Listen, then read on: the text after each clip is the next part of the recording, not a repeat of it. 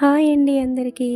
ఎప్పుడూ తినే బ్రెడ్ హల్వా కాకుండా 10 నిమిషాల్లో చాలా టేస్టీగా రస్క్‌తో హల్వా ఏ విధంగా చేయాలో చూసేద్దాం రండి.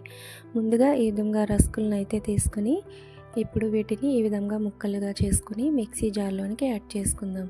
ఇప్పుడు వీటిని మరీ మెత్తటి పొడిలా కాకుండా బరుకుగా వచ్చేటట్టుగా ఈ విధంగా గ్రైండ్ చేసి పెట్టుకుందాం. ఇప్పుడు స్టవ్ ఆన్ చేసి ప్యాన్ పెట్టి 2 టేబుల్ స్పూన్ వరకు నెయ్యిని యాడ్ చేసుకుని దీనిలోకి కొద్దిగా కిస్మిస్ని యాడ్ చేసుకుని వేయించుకుని పక్కన పెట్టుకుందాం. అలాగే జీడిపప్పును కూడా వేయించుకుని పక్కన పెట్టుకుందాం. ఇప్పుడు అదే ప్యాన్లో 1 టేబుల్ స్పూన్ నెయ్యిని యాడ్ చేసుకుని ఈ రస్క్ పౌడర్ని దీనిలోనికి యాడ్ చేసుకుని ఈ విధంగా 2 మినిట్స్ పాటు దోరగా వేయించుకుని పక్కన పెట్టుకుందాం. ఇప్పుడు అదే ప్యాన్లో పావు కప్పు వరకు షుగర్ని 1 కప్ వరకు వాటర్ని యాడ్ చేసుకుని ఈ విధంగా పాకం అనేది జిగురుగా వస్తే సరిపోతుంది. ఇప్పుడు దీనిలో ఈ రస్క్ పౌడర్ని యాడ్ చేసుకుని ఈ విధంగా బాగా మిక్స్ చేసుకుందాం. ఇప్పుడు కొద్దిగా యాలకుల పొడిని యాడ్ చేసుకుని మనం ముందుగా వేయించుకున్న ఈ డ్రై ఫ్రూట్స్ని కూడా దీనిలోనికి యాడ్ చేసుకుని బాగా మిక్స్ చేసుకుందాం. ఇప్పుడు దీనిని ఒక ప్లేట్లోనికి సర్వ్ చేసుకుందాం. ఇంతేనండి, చాలా టేస్టీగా ఉండే రస్క్ హల్వా రెడీ. మీరు కూడా ట్రై చేయండి.